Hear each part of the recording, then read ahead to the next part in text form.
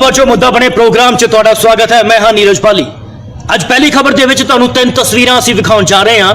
ਦਰਅਸਲ ਇਹ ਤਿੰਨੇ ਤਸਵੀਰਾਂ ਇਨਸਾਨਾਂ ਦੇ ਨਾਲ, ਇਨਸਾਨੀ ਸੋਚ ਦੇ ਨਾਲ, ਇਨਸਾਨੀ ਜਜ਼ਬਾਤਾਂ ਦੇ ਨਾਲ ਤਾਲੁਕ ਰੱਖਦੀ है, पर एक सवाल भी खड़ा करती है कि की इंसानों के जहन दे विचों इंसानियत खत्म हो चुकी है, क्योंकि तस्वीरें तो कुछ अजिहा ही बयान कर रही ने। तो सवाल खड़ा कर रही है कि की करोना की वजह के नाल साडे अंदर की इंसानियत घट गई है, खत्म हो गई है, या एक व्यवस्था ने उसनू खत्म कर दिता है। जवाब तुहाडे तो लवांगे, तुसीं वेखो साडी एक खास रिपोर्ट।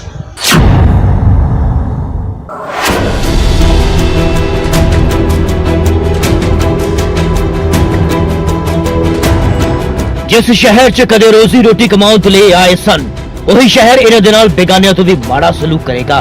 उस शहर तो इस तरह लाचार अते बेबस होके वापस जाना पवेगा। शायद इन्हां मजदूरां ने कदे सोचिया नहीं होना, पर हालात ही कुछ अजिहे बन चुके ने कि इन्हां मजदूरां दे कोल होर कोई चारा भी नहीं बचिया। यह हनेरा इस शहर च नहीं, इन्हां मजदूरां दी जिंदगी च छा चुका है। ये तस्वीरां हिमाचल दे उस शहर दियां ने जिथे शायद सब तो वध प्रवासी मजदूर रहिंदे ने, यानी कि बद्दी दियां। तालाबंदी के कारण भावें पंजाब हो या हिमाचल, ज्यादातर फैक्ट्रियों च भी ताले लग चुके ने। प्रवासी मजदूरों के कोल ना काम है ना खाण लई पैसे। भावें कुछ दिन पहले हिमाचल सरकार वालों इन्हां मजदूरों की घर वापसी के लिए पोर्टल शुरू किया गया सी, वैबसाइट, अते इन्हां दी घर वापसी का सारा खर्च भी सरकार ने चुकण का दावा किया सी। पर फिर भी आखिर क्यों ये मजदूर रात के हनेरे च पैदल अते साइकिल ते ही अपने घर वापस तुर पए ने। क्या कहना है आपका? आप साइकिल पर ही जा रहे हैं, हालांकि प्रदेश सरकार द्वारा कहा गया है कि आपका जो जाने का खर्चा है पूरा हिमाचल गवर्नमेंट सरकार उठाएगी। अब रात का समय है और आप रात को पैदल जा रहे हो। सर कोई खर्चा नहीं मिलता है, नहीं कोई राशन मिलती है, कमरे में रहते हैं, मालिक बोलता है किराया दो, काम नहीं चल रहा, ठेकेदार रुपए लेके भाग गया, कहाँ से किराया दें, कहाँ से क्या करें। कमरा वाला बोला निकल जाओ यहाँ से, जाओ अपने यूपी जाओ, क्या करेंगे फिर, क्या खाएंगे। अच्छा, यहाँ कहाँ रहते थे और कौन सी कंपनी में जॉब करते थे? सर दिहाड़ी करते थे, दिहाड़ी करते थे। वो ठेकेदार था, वो भाग गया, बिहार का था। ਜਦੋਂ ਇਹਨਾਂ ਮਜ਼ਦੂਰਾਂ ਤੋਂ ਸਾਡੇ ਪੱਤਰਕਾਰ ਨੇ ਸਵਾਲ ਕੀਤਾ ਕਿ ਸਰਕਾਰ ਵੱਲੋਂ ਦਿੱਤੇ ਜਾ ਰਹੇ ਈ ਪਾਸ ਦਾ ਤੁਸੀਂ ਇਸਤੇਮਾਲ ਕਿਉਂ ਨਹੀਂ ਕਰ ਰਹੇ, ਇਹਨਾਂ ਮਜ਼ਦੂਰਾਂ ਦਾ ਜਵਾਬ ਪ੍ਰਸ਼ਾਸਨ ਦੇ ਹਰ ਦਾਅਵੇ ਤੇ ਇੱਕ ਤਮਾਚਾ ਸੀ। ਮਜ਼ਦੂਰਾਂ ਦਾ ਸਾਫ਼ ਤੌਰ ਤੇ ਕਹਿਣਾ ਸੀ ਕਿ ਉਹਨਾਂ 3 ਵਾਰ ਪਾਸ ਦੇ ਲਈ ਅਪਲਾਈ ਕੀਤਾ, ਪਰ ਹੋਇਆ ਕੁਝ ਨਹੀਂ। इत्थों तक कि इन्हां तो प्रति व्यक्ति 5000 रुपए मंगे जान लगे, जो मजबूरन पैदल ही आपो अपने घर वापस परतन लई मजबूर भी हो गए, क्योंकि जेकर इन्हां दे कोल ये पैसे हुंदे तो शायद इस तरह धक्के खाण दे लई मजबूर ना हुंदे।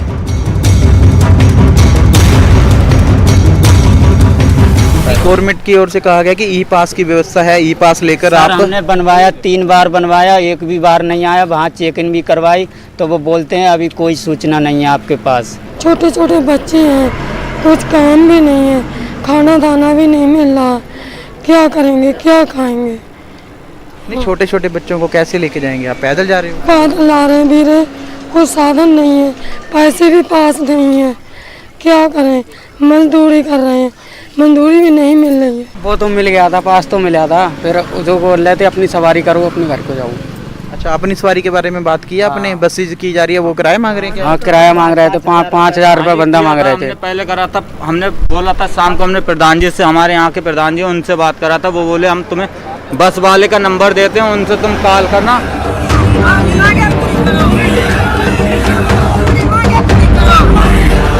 पंजाब होवे, हरियाणा होवे या फिर हिमाचल होवे, सिर्फ सूबे का नाम बदलता है, शहर बदलते ने, जेकर कुछ नहीं बदल रहा तो इन्हें मजदूर, इन्हां दी लाचारी, इन्हां दी बेबसी, इन्हां दी गरीबी, इन्हां दी मायूसी। सो हुण तुहानूं लैके चलते हैं पंजाब दे भवानीगढ़, जिथे एक फैक्ट्री विच काम करन वाले सैकड़ों ही प्रवासी मजदूरां दे वल्लों राशन उत्ते ओवरटाइम दा मेहनताना ना मिलन दे कारण रोस वजों रोस प्रदर्शन करते हैं कंपनी प्रबंधकां दे खिलाफ जम के नारेबाजी भी की गई।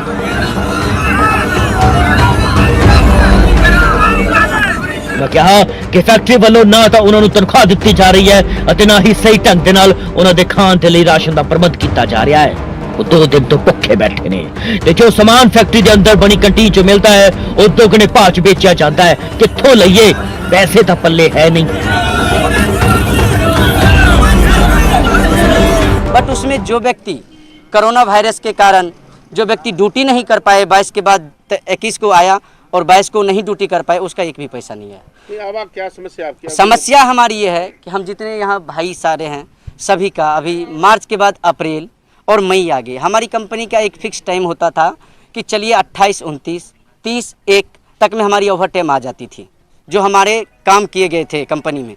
वो ओवर टाइम अब तक किसी भी भाई का नहीं आया है और इसका रीज़न ये है कि सभी कंपनी कहते हैं, जो हमारे सीनियर पर्सन हैं, HR पर्सन है, प्रोडक्शन से रिलेटेड है, जो भी है, सब ये कहते हैं कि कंपनी कर रही है। कितने दिन से खाना नहीं खाया आपने? सर यानी कि 2 दिन हो गए, यानी कि हमारे यानी कि देख लीजिए, रूम में भी चल के देख लीजिए, यानी कुछ नहीं है, देख लीजिए राशन वगैरह कुछ हमारे पास पैसा नहीं है, पर्ची वगैरह दे रहे हैं, राशन यानी कि महंगा मिल रहा है, बोले क्या करें, पैसा 3-3 महीने से मिला नहीं हम लोगों को, जो यानी कि किए हैं वो भी नहीं मिला है।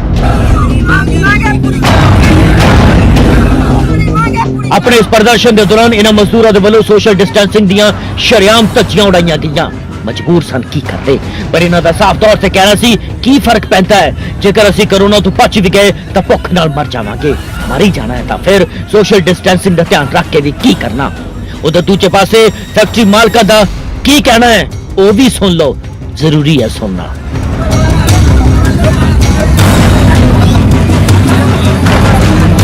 शासन तक असी इन्हां दी आवाज़ पहुँचाउणी चाहुंदे आ भी ये प्रवासियों की बांह फड़ी जाए, जिवें कि इन्हां नूं पैसे की दिक्कत आ रही आ, जां कई साथी अपने पिंड जाना चाहुंदे ने, तां इन्हां नूं पिंड जाण दा प्रबंध करे प्रशासन, ते इन्हां दा जिहड़ा बनदा बकाया जिथे भी ये काम करदे आ कंपनी दे विच, ਉਹ ਇਹਨਾਂ ਨੂੰ ਪੈਸਾ ਦਿੱਤਾ ਜਾਵੇ। ਇਹੀ ਅਸੀਂ ਆਵਾਜ਼ ਇਹਨਾਂ ਦੀ ਤੁਹਾਡੇ ਚੈਨਲ ਜਰੀਏ ਪ੍ਰਸ਼ਾਸਨ ਤੱਕ ਪਹੁੰਚਾਉਣੀ ਚਾਹੁੰਦੇ ਆ। ਅਸੀਂ ਤਕਰੀਬਨ ਮਤਲਬ ਜਿਹੜੀ ਨਾ ਓਵਰ ਟਾਈਮ ਦਾ ਇਸ਼ੂ ਹੈਗਾ, ਓਵਰ ਟਾਈਮ ਮਾਰਕੀਟ ਬੰਦ ਸੀਗੀ, ਲੋਕਡਾਊਨ ਸੀਗਾ, ਜਿਹਦੇ ਕਰਕੇ ਅਸੀਂ ਮਾਰਚ ਮਹੀਨੇ ਦੀ ਤਨਖਾਹ ਪੂਰੀ ਦਿੱਤੀ ਹੈਗੀ ਹੈ। ਜਿਹੜੇ ਲੋਕਡਾਊਨ ਪੀਰੀਅਡ ਸੀਗਾ ਉਹ ਲੋਕਡਾਊਨ ਪੀਰੀਅਡ ਦੀ ਵੀ ਜਿਹੜੀ 9 ਦਿਨ ਦੀ ਤਨਖਾਹ ਉਹ ਵੀ ਪੂਰੀ ਦਿੱਤੀ ਹੈ, ਕਿਸੇ ਦਾ ਪੈਸਾ ਨਹੀਂ ਕੱਟਿਆ ਹੈਗਾ। ਦੈਨ ਜਿਹੜਾ ਮਾਰਚ ਦਾ ਓਵਰ ਟਾਈਮ ਸੀਗਾ ਉਹ ਮਾਰਕੀਟ ਦੇ ਬੰਦ ਹੋਣ ਦੇ ਕਾਰਨ ਸਾਡਾ ਫਲੋ ਕੈਸ਼ ਫਲੋ ਨਹੀਂ ਆਇਆ, ਤੇ ਉਹ ਪੈਸਾ ਹੁਣ 2-4 ਦਿਨ ਦੇ ਵਿੱਚ ਆਉਣ ਦੀ ਉਮੀਦ ਹੈਗੀ ਹੈ।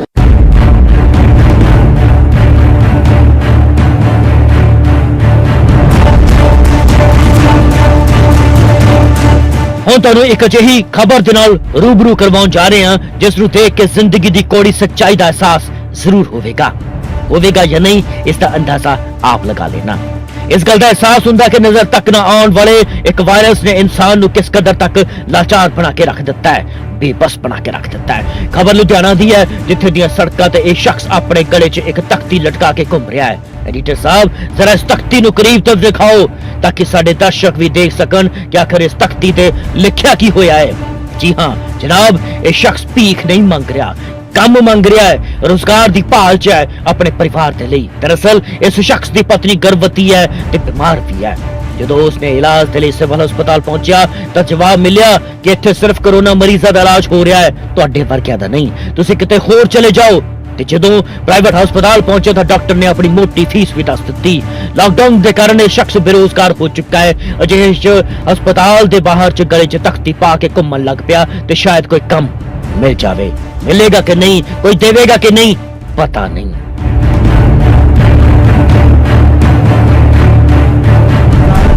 मुझे कहीं काम नहीं मिल रहा। मेरी जनानी 5-6 महीने की प्रेग्नेंट है, उसे जो है दर्द हो रहा है बहुत, अल्ट्रासाउंड करवाना ज़रूरी है। प्रीत हॉस्पिटल में गए थे, वो कहते हैं 700 रुपये अल्ट्रासाउंड के लूँगा, 100 रुपये टीके के लूँगा, 150 रुपया चार्ज लूँगा, फीस चार्ज लूँगा। और फीस कितनी मांगी है? 150 रुपये फीस मांगी। तो कौन से हॉस्पिटल वालों ने बोला? ये प्रीत हॉस्पिटल वाले। सड़क ते इस तरह घूमदा देख इस शख्स की मदद लिए आखिरकार एक राहगीर अगे आया और उसने इस परिवार की सहायता करने की गल भी कही है। तरस आ गया। मेरी घर वाली प्रेगनेंट हैगी है ते मैनूं पैसे की लोड़ हैगी है, मैं कहा चल तेन प्राइवेट मैं तेन हॉस्पिटल दिखा देना। कई डॉक्टर इदां दे कहंदे जी कोरोना के डर तो इलाज नहीं करते इन्हां दा, ते हुण सेहत तो ज़्यादा कहंदा मैनूं पैसे हैल्प कर दो, ते इन्हां दे हैल्प करन आया।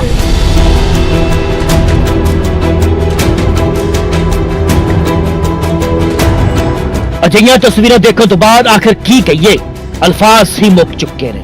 ये 3 तस्वीरां एक तमाचा है प्रशासन दी उस थोड़ी सोच ते जो ਸਿਰਫ ਖੋਖਲੇ ਦਾਅਵੇ ਕਰ ਰਹੀ ਹੈ। ਨਾਲ ਹੀ ਇਹ ਤਸਵੀਰਾਂ ਸਾਨੂੰ ਇਸ ਗੱਲ ਦੇ ਵੱਲ ਵੀ ਇਸ਼ਾਰਾ ਕਰਵਾ ਰਹੀ ਹੈ ਜਾਂ ਅਹਿਸਾਸ ਕਰਵਾ ਰਹੀ ਹੈ ਕਿ ਅਸੀਂ ਭਾਵੇਂ ਕਿੰਨਾ ਵੀ ਮੂੰਹ ਮੋੜ ਲਈਏ, ਇਹ ਅੱਜ ਸਾਡੇ ਸਮਾਜ ਦੀ ਇੱਕ ਕੌੜੀ ਤੇ ਸੌੜੀ ਸੱਚਾਈ ਵੀ ਬਣ ਚੁੱਕੀ ਹੈ। ਬੱਦੀ ਤੋਂ ਜਗਤ ਸਿੰਘ, ਭਵਾਨੀਗੜ੍ਹ ਤੋਂ ਰਵੀ ਆਜ਼ਾਦ ਅਤੇ ਲੁਧਿਆਣਾ ਤੋਂ ਜਸਵੀਰ ਸਿੰਘ, ਨਿਊਜ਼ 18 ਪੰਜਾਬ।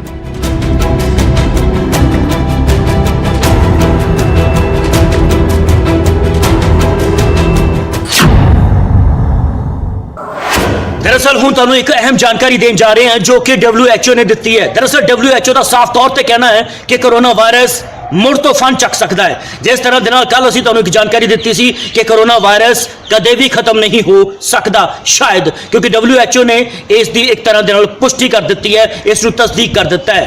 WHO का साफ तौर पर कहना है कि कोरोना वायरस तो बचने के लिए घरों के विच रहना तो जरूरी है, पर इस दे विच एक कमी भी है। वो दरअसल कमी यह है कि असीं घरों के विच रहिंदे हां और सानू धुप या ताज़ी हवा नहीं मिल रही।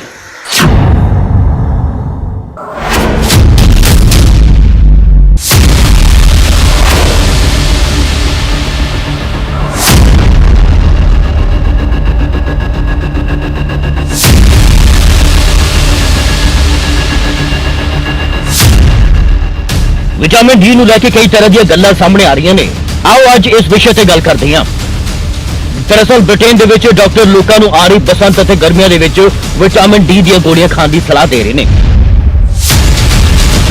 ਵਿਟਾਮਿਨ ਡੀ ਨੂੰ ਸਾਡਾ ਸਰੀਰ ਸੂਰਜ ਦੀ ਧੁੱਪ ਦੇ ਵਿੱਚ ਆਪਣੇ ਆਪ ਤਿਆਰ ਕਰ ਲੈਂਦਾ ਹੈ। ਵਿਟਾਮਿਨ ਡੀ ਬਾਕੀ ਵਿਟਾਮਿਨਾਂ ਦੇ ਵਾਂਗ ਹੀ ਸਾਨੂੰ ਤੰਦਰੁਸਤ ਰੱਖਣ ਅਤੇ ਬਿਮਾਰੀਆਂ ਤੇ ਲਾਗ ਤੋਂ ਬਚਾਉਣ ਵਿੱਚ ਸਹਾਈ ਹੁੰਦਾ ਹੈ, ਖਾਸ ਕਰਕੇ ਮਹਾਮਾਰੀ ਦੇ ਦੌਰਾਨ। अब गल करते हैं कि विटामिन डी किस नूं लेना चाहिए है। दरअसल ब्रिटेन विच लोकां नूं सर्दियां विच 10 माइक्रोग्राम विटामिन डी खाण दी सलाह दी जाती है। वो सारा साल भी इसकी वरतों जारी रख सकते हैं।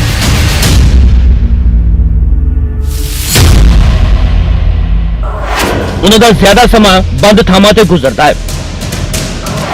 वो किसी संभाल संस्था विच भर्ती हुंदे ने जिथे ज्यादा बाहर नहीं कढ़िया जाता। वो पूरे पिंडे नूं ढक्कण वाले कपड़े पाउंदे ने जिस दे कारण शरीर नूं ढुकवीं धुप नहीं मिलती है। पक्के रंग वाले लोगों की चमड़ी भी धुप विचों मेलामिन कारण विटामिन डी नूं नहीं सोख पाउंदी। इस कारण उन्हां दे विच विटामिन डी की भरपूर मात्रा विच नहीं बन पाउंदा है।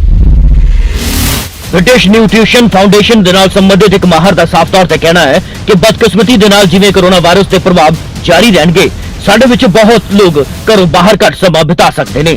सरकारी हुक्मां की पालना करना और घरों के अंदर रहना बेहद महत्वपूर्ण है। हुण जदों साडी धुप तक पहुंच नहीं है, यानी कि धुप तक पहुंच घट चुकी है, सानू तंदुरुस्त रहने के लिए विटामिन डी का ख्याल कुछ ज्यादा ही रखना पवेगा। आओ दसदे हैं कि विटामिन डी आखिरकार करदा की है। विटामिन डी साडे शरीर दे विच कैल्शियम और फास्फेट की मात्रा नूं काबू च रखता है, जो कि मजबूत हड्डियां, दंदां और मांसपेशियां के लिए जरूरी है। कुछ अध्ययनों के मुताबिक यह साडियां हड्डियां नूं मजबूत बनाउंदा है और ठंड ते फ्लू तो बचाउंदा है। इसके कोई पक्के विज्ञानिक सबूत नहीं हैं कि विटामिन डी साडे शरीर की बीमारियां दे नाल लड़न की शक्ति नूं भी वधाउंदा है। आओ कुछ इसके फायदे ते नुकसान की भी गल कर लेंदे हां।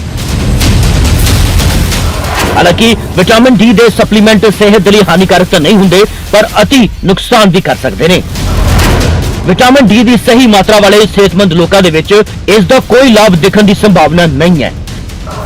शरीर विच विटामिन डी की कमी का तय पद्धर है जदों ब्लड सीरम ते 25 नैनोमोल्स प्रति लीटर होवे। 4 साल की उम्र तो वध हर एक व्यक्ति को रोजाना 100 माइक्रोग्राम तो वध विटामिन डी नहीं लेना चाहिए।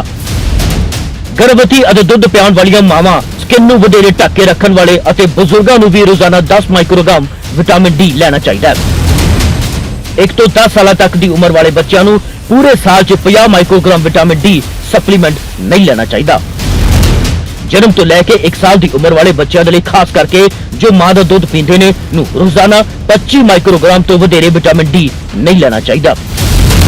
विटामिन डी की ज्यादा खुराक सिर्फ उन्होंने लोगों को लेनी चाहिए है जिन्होंने इसकी घाट की टेस्ट राही पुष्टि हो जाए, एवं नहीं। जी हाँ, इस तो अलावा गुर्दिया की खराबी वाले लोग इसनूं सुरक्षित रूप से नहीं ले सकते।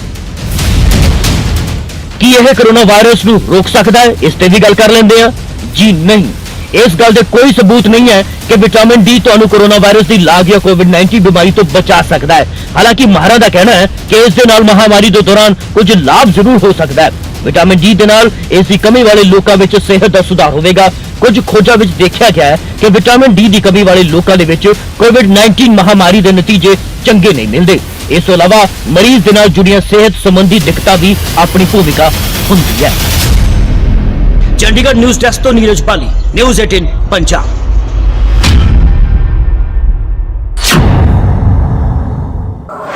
ਲਾਕਡਾਊਨ ਦੇ ਕਾਰਨ ਸਰਕਾਰਾਂ ਨੂੰ ਲੱਗਦਾ ਹੈ ਕਿ ਮਾਲੀਆ ਯਾਨੀ ਕਿ ਪੈਸਾ ਇਕੱਠਾ ਕਰਨ ਦੇ ਲਈ ਸਭ ਤੋਂ ਵਧੀਆ ਤੇ ਆਸਾਨ ਤਰੀਕਾ ਹੈ ਸ਼ਰਾਬ ਵੇਚਣਾ। ਲੇਕਿਨ ਇਸ ਨੂੰ ਲੈ ਕੇ ਵੀ ਸਿਆਸਤ ਵੀ ਖੂਬ ਹੋਈ ਹੈ, ਪਰ ਹੁਣ ਇਹ ਸ਼ਰਾਬ ਵੀ ਸਰਕਾਰਾਂ ਦੇ ਹੱਥੋਂ ਗਾਇਬ ਹੁੰਦੀ ਜਾ ਰਹੀ ਹੈ। ਕਿਵੇਂ, ਆਓ ਦੱਸਦੇ ਹਾਂ।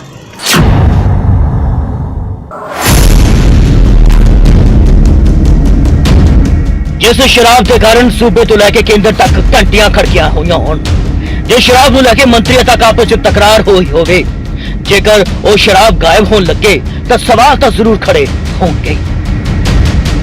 ਹਾਲਾਂਕਿ ਮਸਲਾ ਹਰਿਆਣਾ ਦਾ ਹੈ, ਪੰਜਾਬ ਦਾ ਨਹੀਂ, ਅਤੇ ਕੁਝ ਅਜਿਹਾ ਹੀ ਹੋਇਆ ਫਤਿਆਬਾਦ 'ਚ, ਜਿੱਥੇ ਇੱਕ ਦੋ ਨਹੀਂ ਲਗਭਗ 2,50,000 ਸ਼ਰਾਬ ਦੀਆਂ ਬੋਤਲਾਂ ਗਾਇਬ ਹੋ ਗਈਆਂ। ਜੀ ਹਾਂ, ਹਰਿਆਣਾ 'ਚ ਸ਼ਰਾਬ ਘੁਟਾਲੇ ਮਾਮਲੇ 'ਚ ਜਿਵੇਂ ਜਿਵੇਂ ਜਾਂਚ ਅੱਗੇ ਵਧ ਰਹੀ ਹੈ ਤਾਂ ਕਈ ਸਵਾਲ ਵੀ ਖੜੇ ਹੋ ਰਹੇ ਨੇ। ਸੋਨੀਪਤ ਦੇ ਨਾਲ ਹਰਿਆਣਾ ਦੇ ਫਤਿਆਬਾਦ ਜ਼ਿਲ੍ਹੇ 'ਚ ਵੀ ਲਾਕਡਾਊਨ ਦੇ ਦੌਰਾਨ ਸ਼ਰਾਬ ਦੀਆਂ ਕਰੀਬ 2.5 ਲੱਖ ਬੋਤਲਾਂ ਗਾਇਬ ਹੋ ਗਈਆਂ, ਉਹ ਵੀ ਸਰਕਾਰੀ ਗੋਦਾਮਾਂ ਦੇ ਵਿੱਚੋਂ। ਇਸ ਦੇ ਨਾਲ ਸਰਕਾਰ ਵੀ ਪੂਰੀ ਤਰ੍ਹਾਂ ਜਾਣੂ ਹੈ, ਪਰ ਅਜੇ ਤੱਕ ਕੋਈ ਕਾਰਵਾਈ ਨਹੀਂ ਕੀਤੀ ਗਈ।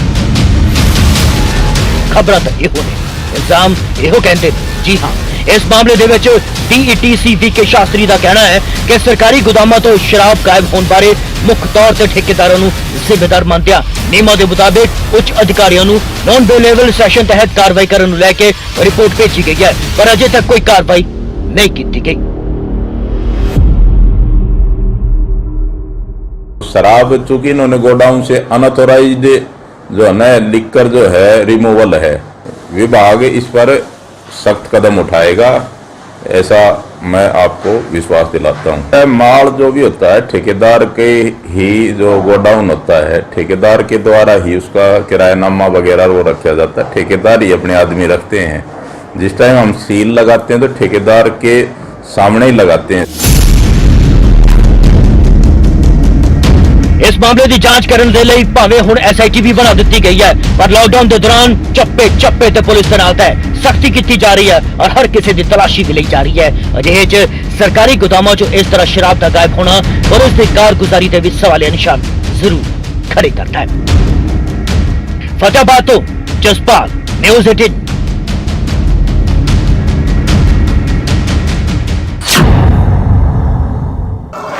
कोरोना महामारी के दौरान एक अजीबोगरीब खबर निकल के सामने आई है ਅਤੇ खबर गुरदासपुर की है। दरअसल एक बच्चा लगभग 15 दिनों के करीब अपने माँ बाप के कोल रहा। उन्होंने माँ बाप संक्रमित सन, आइसोलेशन वार्ड के विच भर्ती सन ਅਤੇ ਉਹਦਾ पूरा परिवार, इस बच्चे का परिवार कोरोना वायरस के नाल पीड़ित सी, पर बावजूद उसके इस बच्चे की जो भी रिपोर्ट ली गई वो नैगेटिव आई है। इसनूं कुदरत का करिश्मा कहिए या कुछ होर। पेश है रिपोर्ट।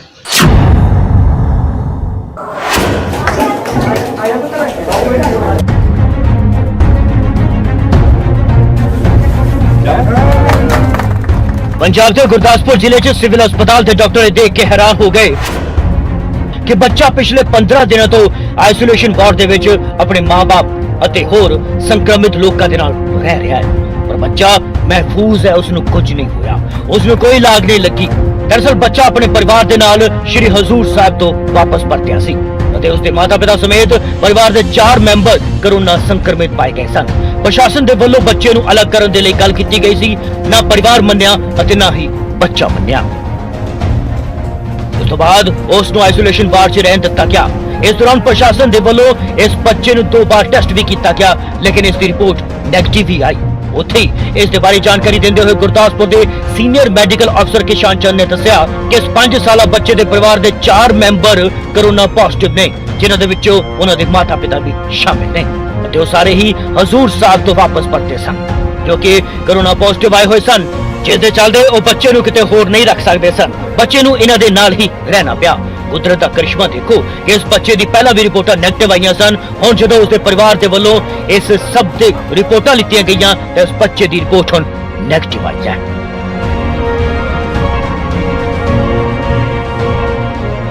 ਐਕਚੁਅਲੀ ਬੜੀ ਹੈਰਾਨੀ ਦੀ ਗੱਲ ਹੈ, ਇਹ ਸਭ ਸਾਡੇ ਲਈ ਬੜੀ ਖੁਸ਼ੀ ਦੀ ਗੱਲ ਹੈ। ਕੋਈ ਇੰਨੇ ਦਿਨ ਵਿੱਚ ਰਹਿਣ ਦੇ ਬਾਵਜੂਦ ਵੀ ਨੈਗੇਟਿਵ ਰਿਹਾ। ਪੇਰੈਂਟਸ ਦੀ ਤੇ ਬੱਚੇ ਦੀ ਮਜਬੂਰੀ ਕਰਕੇ ਅਸੀਂ ਬਹੁਤ ਰਿਕੁਐਸਟ ਕੀਤੀ ਸੀ ਕਿ ਵੀ ਇਹਨੂੰ ਬੱਚੇ ਨੂੰ ਘਰ ਭੇਜਿਆ ਜਾਵੇ, ਲੇਕਿਨ ਉਹ ਬੱਚਿਆਂ ਨੇ ਜਿੱਦ ਕੀਤੀ, ਬੱਚੇ ਦੇ ਪੇਰੈਂਟਸ ਨੇ ਜਿੱਦ ਕੀਤੀ, ਲੇਕਿਨ ਅਸੀਂ ਫਿਰ ਵੀ ਇਹ ਬੱਚੇ ਨੂੰ ਨਾਲ ਦੇ ਕਮਰੇ 'ਚ ਰੱਖਿਆ। ਬਸ ਬੱਚੇ ਦੂਰੋਂ ਦਿਖਾ ਦਿੰਦੇ ਸੀ, ਬੱਚੇ ਨੂੰ ਮਿਕਸ ਨਹੀਂ ਹੋਣ ਦਿੱਤਾ ਗਿਆ ਨਾਲ, ਇਸ ਕਰਕੇ ਸ਼ਾਇਦ ਬੱਚਾ ਠੀਕ ਹੋਇਆ।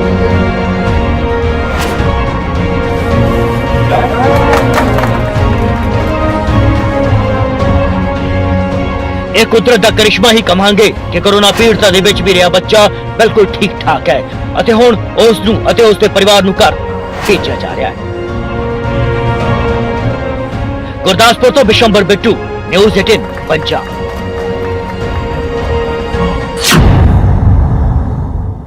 ਖਬਰ ਜੋ ਮੁੱਦਾ ਬਣੇ ਪ੍ਰੋਗਰਾਮ ਦੇ ਵਿੱਚ ਅੱਜ ਬਸ ਇੰਨਾ ਹੀ। ਨਵੀਂ ਤੇ ਤਾਜ਼ਾ ਖਬਰਾਂ ਵੇਖਣ ਦੇ ਲਈ ਵੇਖਦੇ ਰਹੋ ਨਿਊਜ਼ 18 ਪੰਜਾਬ, ਹਰਿਆਣਾ, ਹਿਮਾਚਲ। ਕੱਲ ਮਿਲਦੇ ਹਾਂ ਇਸੇ ਵਕਤ ਇਸੇ ਪ੍ਰੋਗਰਾਮ ਦੇ ਵਿੱਚ 9:30 ਵਜੇ। ਮੈਨੂੰ ਦਿਓ ਇਜਾਜ਼ਤ। ਧੰਨਵਾਦ।